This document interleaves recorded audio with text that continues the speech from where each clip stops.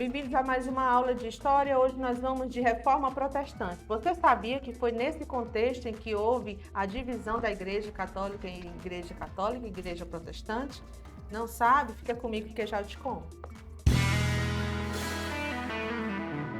Eu vou falar pra você.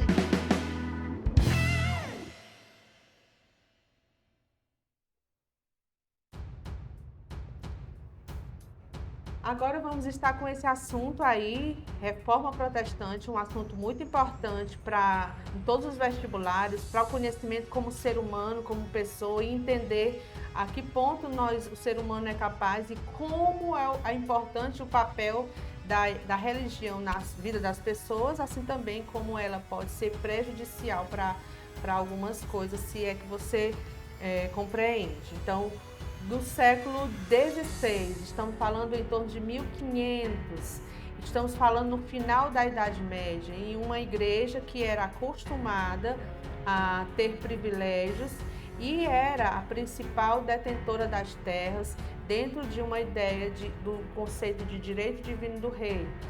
Ela vinha se tornando mais importante do que os próprios reis, a Igreja Católica naquele período. Então, nós vamos estar analisando aqui a primeira reforma protestante, que teve algumas nas sequências. No século XVI, essas ideias de humanismo, do homem no centro de tudo, vai mostrar o descontentamento do povo com a corrupção que estava acontecendo com os membros da Igreja Católica naquele tempo. Isso motivou muitos conflitos dentro da sociedade e com a igreja. Então, os religiosos vão exigir mudanças, reformas, não total modificação. Eles questionavam alguns dogmas que a Igreja Católica estava mostrando para o povo e que precisava ser mudado. Então, é nisso que nós iremos falar aqui. Reforma representa uma palavra que quer dizer mudanças, que quer modificar, que quer restaurar. Então, essa palavra tem esse sentido, recuperar, consertar. Esse consertar com S, né? A ideia de conserto, algo que não está funcionando bem.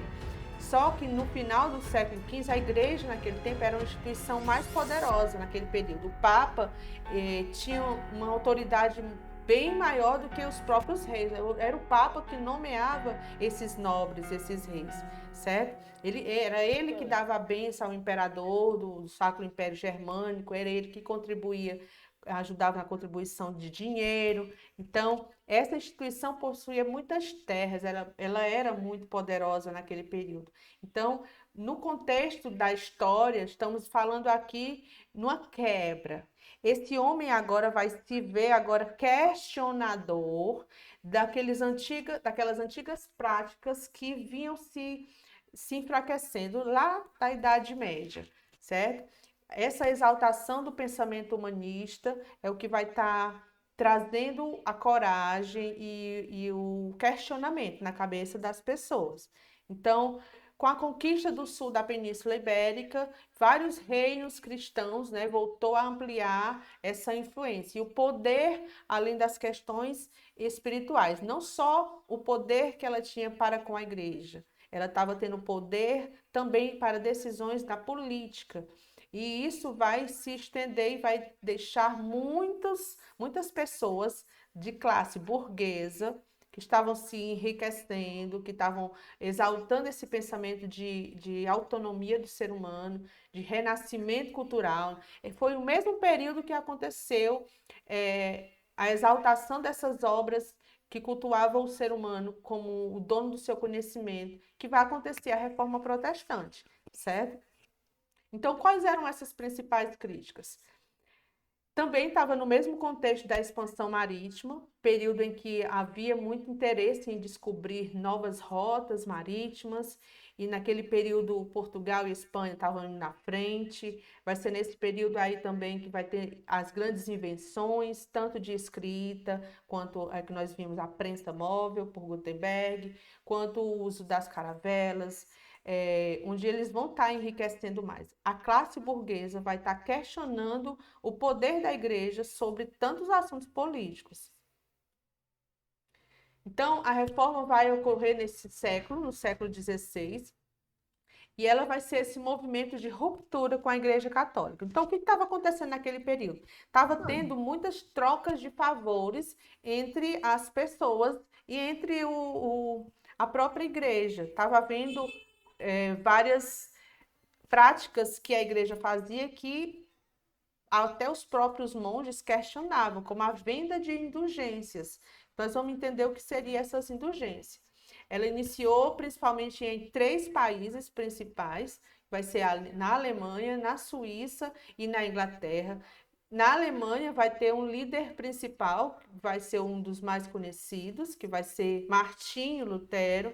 Na Suíça já vai ser um outro que vai estar levando as ideias de Martinho Lutero para a Suíça, Calvino. E aqui na Inglaterra vai ser um outro rei que vai estar quebrando os seus laços com a Igreja Católica e fundando uma nova igreja, que vai ser o Henrique VIII, que nós vamos estar vendo nos próximos slides. Martinho Lutero. Martinho Lutero, vocês vão estar observando aí no seu livro também, ele vai estar na página 48, você puder estar vendo aí na sua casa, seu livro. Ele vai ser da Saxônia, um monge que nasceu em 1483 até 1546. Ele vai valorizar o ser humano e mostrar que ele é pecador, né? E vai dizer que nenhuma ação humana poderia redimir da sua situação de pecador, mas que a salvação só poderia ser oferecida por Deus, somente para aqueles que tivessem fé. Então, segundo Martinho Lutero, a salvação não vem por venda ou compra de salvação. Ninguém poderia comprar a salvação. Como assim, professora? Sim, é porque essa era uma prática que estava acontecendo dentro da Igreja Católica, a venda de indulgências. E o que é essa indulgência? Nós vimos aí na página anterior que essa indulgência vai ser o perdão dos pecados. E existia como uma espécie de comércio. As pessoas, muitas, estamos falando de pessoas simples, do povo, camponesas, que às vezes deixavam de comprar comida para comprar um título, e esse título era essa indulgência, o perdão dos seus pecados.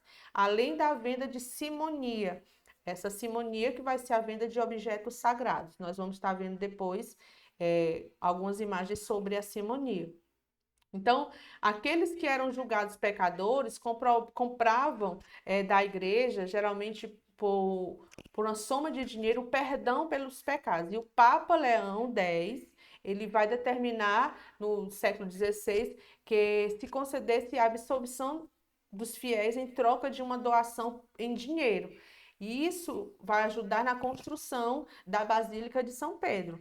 Então, graças à venda de indulgência, vai ser construída uma das maiores obras existentes até hoje. E contra isso é o que Martinho Lutero estava contestando. Ele dizia que o perdão dos pecados não era concedido por humanos, ele deveria vir pela fé.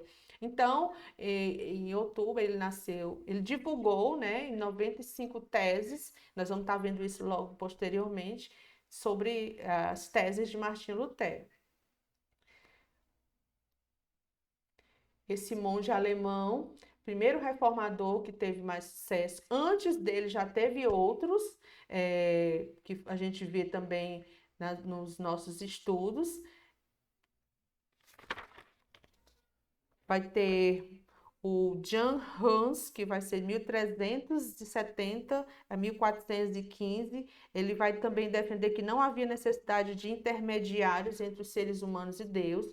Ele vai ser colocado pela igreja como um herege. Aqueles que falam contra o que diz a igreja vai ser chamado de herege, vai ser perseguido e vai ser queimado numa fogueira.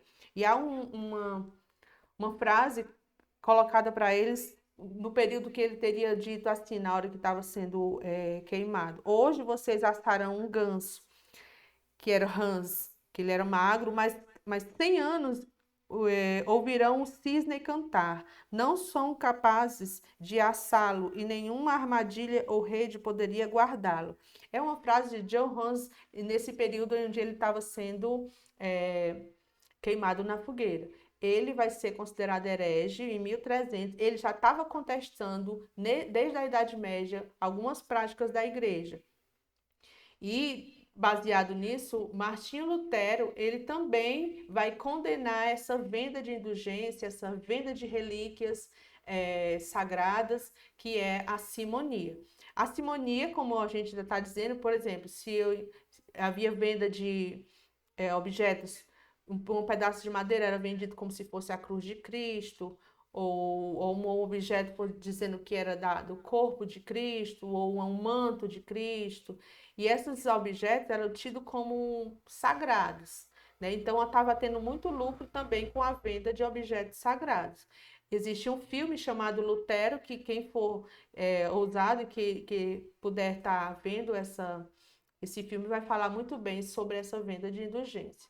Então, ele colocou essas e outras críticas nas suas 95 teses, que discutia principalmente a autoridade do Papa, né? Ele se opunha à venda dessa indulgência e defendia a aceitação unicamente da Bíblia como a única fonte da verdade. Na época, somente o Papa, somente os bispos conheciam a Bíblia.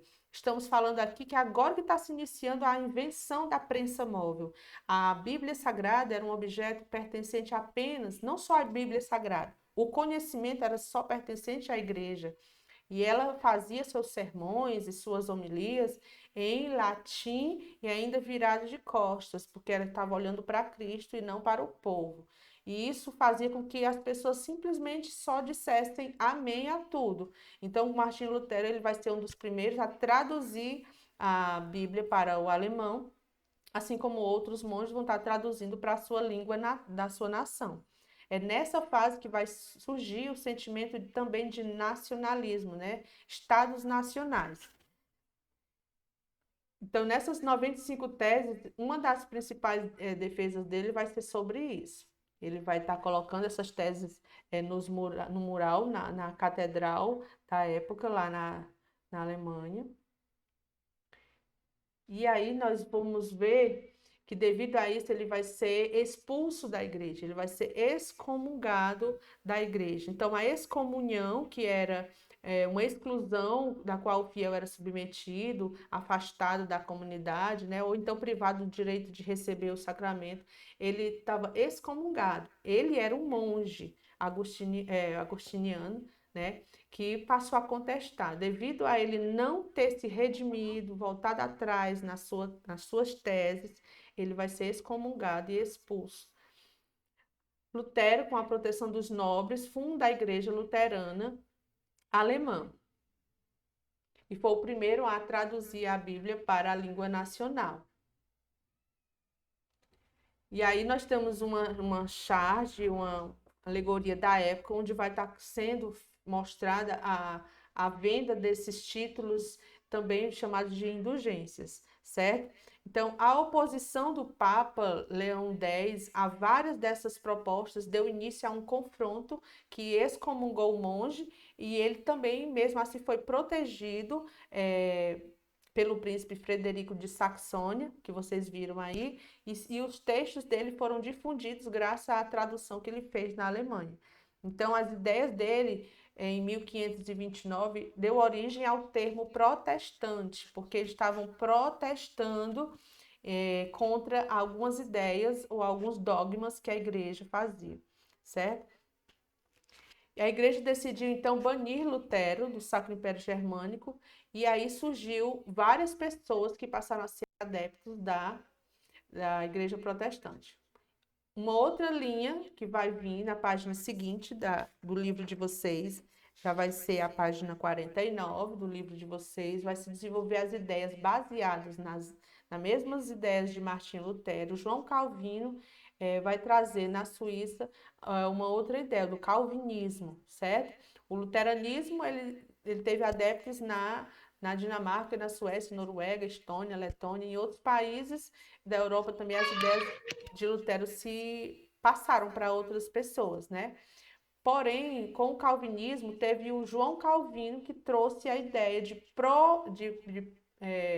predestinação, a ideia da pessoa ficar poder enriquecer e já ser predestinada a ter bens materiais. Isso para ele era visto com bondade, né? E isso atraiu muitos burgueses, porque a burguesia queria subir na sociedade economicamente. Então, para conquistar esses bens materiais, elas devem também viver vida simples, né? E essa doutrina teve aceitação com esses burgueses. Aí nós vamos estar observando que para Calvino elas nasciam predestinadas à salvação, né? Não que a pobreza fosse sinal de perdição, mas que se você estivesse prosperando, era sinal muito certo de que você teria a sua salvação. Então, era bom ter riquezas, né? Era bom progredir. Então, é a ideia de João Calvino que vai atrair os burgueses também. Há Tia. também o calvinismo. Então, o calvinismo vai ser essa linha de pensamento baseada nas ideias de João Calvino, de que o homem é nascido à predestinação à salvação, e isso vai fazer com que muitos burgueses queiram, porque vão querer prosperar, ou seja, poder enriquecer. E aí eles precisavam trabalhar, por exemplo, vida simples, poupar e seguir a Bíblia. E ao reconhecer as virtudes do trabalho, a prosperidade material também teve um grande apoio, como eu falei, da burguesia. Nós vamos estar vendo a imagem de João Calvino, com as ideias do calvinismo, e com a ideia de predestinação à salvação. Henrique VIII. Esse homem, ele era um príncipe, né, da Inglaterra. Ele tinha muitas riquezas, também muitos favores com todos, principalmente com o Papa. Porém, ele vai ter um caso que vai estar dando diferença do calvinismo e do protestantismo. Ele fez uma reforma e a sua igreja vai ser chamada de igreja. O protestantismo lá na Suécia vai ser chamado de calvinismo. E lá na Inglaterra vai ser chamado de igreja anglicana, que vai ser comandada por Henrique VIII. Diferente da igreja católica, que tem um papa que manda em todas as outras igrejas, aqui ele acredita que essa descentralização é importante. O que aconteceu com Henrique VIII? Ele rompe com a igreja para poder casar-se com outra pessoa. Ele era casado com Catarina de Aragão e ela não estava dando a ele um filho homem. E ele queria separar da igreja para poder casar com outra mulher, porque naquela época ter um filho, até pouco mais de 1907, 1917, até na própria Rússia, isso ainda era costume, que o rei descendia, tinha que ser um homem, sexo masculino, para poder continuar na linhagem real, para poder ser o príncipe, o próximo rei também. E como a Catarina não estava dando filho homem para ele, ele precisava separar, casar com outra. A igreja não aceitando isso, ele vai e se desvincula da igreja e funda a sua própria igreja, com alguns costumes, tanto protestante quanto católico. Só que com um diferencial, ele vai lançar o ato de supremacia em 1534. Ele vai declarar o monarca chefe único e supremo da Igreja da Inglaterra. E isso ele vai dissolver mosteiro, confiscar a propriedade da Igreja Católica, fundar uma nova igreja cristã, denominada de anglicana, e ela manteve muitos elementos do catolicismo, mas rejeitou a autoridade do Papa. Isso você vê também no seu livro aí. Então, a igreja anglicana vai ser essa nova versão, que nem vai ser de tanto costume católico, nem só costumes protestantes. Continuando aqui, nós vamos ver, como eu falei, né? A real intenção era confiscar essas terras da igreja. Confiscando, ele vai ficar rico, vai mandar em todas essas terras, vai conceder títulos a várias pessoas. E o anglicanismo, o rei é o chefe da igreja, como foi colocado no ato de supremacia, que foi um documento estabelecido por ele em 1534. Então, ele casou-se 6 vezes, teve a primeira mulher, Catarina de Aragão, banida da corte, morreu de tristeza, casou com Ana Bolena, né, foi acusada de traição, executada. Jane Seymour morreu de parto. Ana Cleves divorciou-se dela depois de 6 meses. Catarina Hove traiu o rei e foi executada. E a última foi que ficou viúva quando ele faleceu. Ou seja, o Henrique VIII foi um dos casos mais sérios desse calvinismo, dessa reforma aí, com relação ao poder. Com relação à reação da Igreja Católica diante disso, o protestantismo aí nasceu com essa revolta de Martinho Lutero com a declaração das 95 teses. Diante disso, a Igreja Católica ela vai reagir colocando a contra-reforma. Você vai estar vendo isso no capítulo 3, página 52 do seu livro. Você pudesse estar pegando, vendo, acompanhando com a gente, criando algumas reuniões. E essa propagação dessas ideias fez com que a igreja revisse algumas das suas práticas. Algumas coisas ela mudou e outras ela manteve. Isso ficou sendo chamado de contra-reforma. É como se fosse a resposta para aquelas manifestações que estava havendo. Então, desde 1545 até 1563, várias cidades se reuniram, representantes dessa igreja se uniram da Igreja Católica estavam vendo o avanço do protestantismo por toda a Europa. Então, o Papa Paulo III e os que estão depois dele vão conduzir essas discussões em reuniões. Uma das principais reuniões vai ficar sendo conhecida como Concílio de Trento, que ficou sendo um conjunto dessas reuniões, falando principalmente dessa venda de indulgência. Reunião de todos os líderes em busca de solução e evitar a expansão do protestantismo. As principais medidas tomadas pela Igreja Católica foi o Concílio de Trento. Vamos ver o que aqui você vê a imagem que representa muito bem esse concílio. Reafirmou a ideia de que os seres humanos eram livres, seriam salvos no juízo final, que a autoridade do Papa era muito forte. Isso ela reafirma no Concílio de Trento, ela não volta atrás, certo?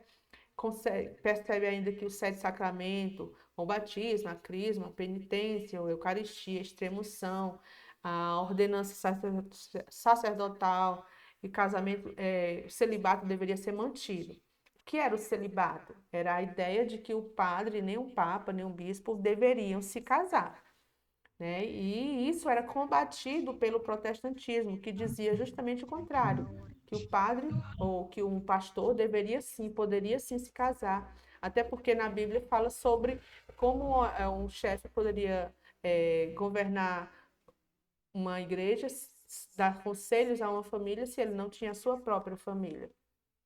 E aí nós temos aqui uma das principais imagens que representa essa fase chamada de Contra-Reforma. Houve a criação do Tribunal do Santo Ofício. Esse Tribunal do Santo Ofício era um órgão muito sério da igreja que foi reativado, né? E já funcionava desde 1231 para investigar e interrogar os suspeitos de heresia.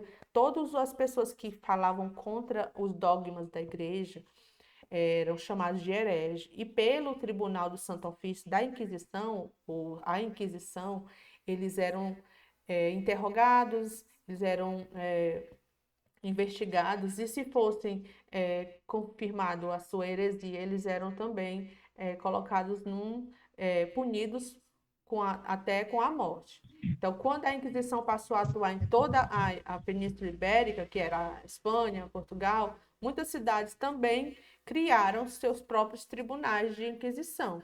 E essa aliança entre a igreja, os reis, principalmente os reis de Portugal, durou mais ou menos uns 3 séculos. 3 séculos, não foram 3 anos, nem três décadas. E essa Inquisição, que incluía até colocar cristãos na fogueira e morrer, essas pessoas morrerem por ser chamadas de ou bruxos ou hereges, né?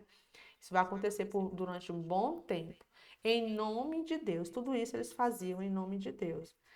Mantiveram os dogmas da igreja, mantiveram os 7 sacramentos e a hierarquia do clero. Ainda continua o Papa como chefe, ainda tem os bispos, e depois vem os padres e os diáconos, e assim a hierarquia na Igreja Católica Apostólica Romana. Ele confirmou o celibato, ou seja, o padre não deveria casar-se. E aí a gente vê que pessoas que interpretações que eram colocadas é que o Papa, a igreja em si, ela tem até hoje muitas terras, então ela não tendo família, não tem filho, não tem herdeiros, né? E isso não vai fazer ela perder os seus bens. Acaba com os abusos. Alguns abusos ela pode acabar com a indulgência, a venda de relíquia e a simonia. Por algum período ela vai acabar, mas não acaba com os cultos religiosos, a Maria, né, aos santos, né? Ainda continua acreditando nisso. Fato que é contestado pelo protestantismo, de que não existiria outro intermediador entre Deus e os homens, a não ser Jesus. Essa é a ideia que o protestantismo coloca da pessoa de início na pessoa de Martinho Lutero. E também criou a criação da Companhia de Jesus. E essa companhia está lá no seu livro, na página 55. Você vai estar observando que ela vai ser muito importante para reforçar a expansão dessa fé católica. Porque depois do protestantismo, a Igreja Católica estava perdendo fiéis. Então, em 1534, essa Companhia de Jesus surge com a ideia de levar os soldados de Jesus para catequizar esses novos lugares que estavam sendo descobertos. Estamos aí nas grandes descobertas, onde a gente vai ver que Pedro Álvares Cabral vai trazer junto consigo vários jesuítas que vão catequizar no Brasil os índios, com essa ideia de expandir a fé católica, visto que o que estava acontecendo na Europa, a reforma protestante tinha quebrado, separado a igreja, colocado ela em dois pontos diferentes. Então, o Inácio de Loyola vai ser o nobre militar espanhol que vai fundar. Então, esses integrantes, chamados jesuítas, também ficaram conhecidos como soldados de Cristo, por ser trabalhadores missionários. E aí nós vamos ver que essa Companhia de Jesus, ela deveria renunciar aos bens materiais, tem que fazer o voto de pobreza, né, disseminar o catolicismo, apesar de não ter sido criada pelo Papa Paulo III. Este aprovou a criação de uma ordem diante dessa necessidade de conter a propagação do protestantismo. Então, ela cria a catequese, ela cria, por meio da pregação e a catequese, ela converte ao catolicismo milhares de pessoas e convence fiéis a manter-se junto com a Igreja Católica. Vamos ver o que mais ela coloca. E aí nós vimos aí que representando esse final aí, um dos principais representantes, né, que é o Martim, que é o Calvino. E aí, voltando ainda um pouco sobre essa questão da Contra-Reforma, vai haver também a censura às ideias e os livros, que não foi colocado nos slides, mas você tem aí também no seu livro, que é o Limbrum, que é os livros index, que são justamente os livros proibidos. Todos esses livros catalogados no Concílio de Trento, de que eram uma lista de obras proibidas pela Igreja, quem fosse pego com esses livros, lendo esse livro, eram também colocados para ser na Santa Inquisição, certo? Após lerem previamente tudo que estiver prestes a ser publicado, os censores do tribunal, eles cortavam parte desses textos, ou então proibia esses textos totalmente. Quem lesse era preso ou interrogado ou até sentenciado à morte. E algumas obras humanistas foram proibidas nesse período, né, como a de Erasmo de Roterdã, Nicolau Maquiavel, o Príncipe e o Giordano Bruno, e outros mais. Vários cientistas que viviam nessas regiões submetidas à Inquisição, não apenas tiveram obras tiradas, mas também foram julgados e deram no tribunal. E esse tribunal julgaram como uma cerimônia de auto de fé, um auto de fé. Está também no seu livro aí, na sua página 56, 54. Você pode estar dando uma olhadinha sobre isso. Inclusive, diante da comunidade, Galileu Galilei, ele renunciou às suas teorias para se manter vivo. Giordano Bruno, por exemplo, ele não fez isso. Ele foi condenado a morrer queimado. Sendo assim, pessoal, nós estamos finalizando esta aula. E aí, com essa paz, com esse pássaro aqui, a gente conclui dizendo que você que não é inscrito no canal, se inscreva, compartilhe com seus amigos e até nossa próxima aula.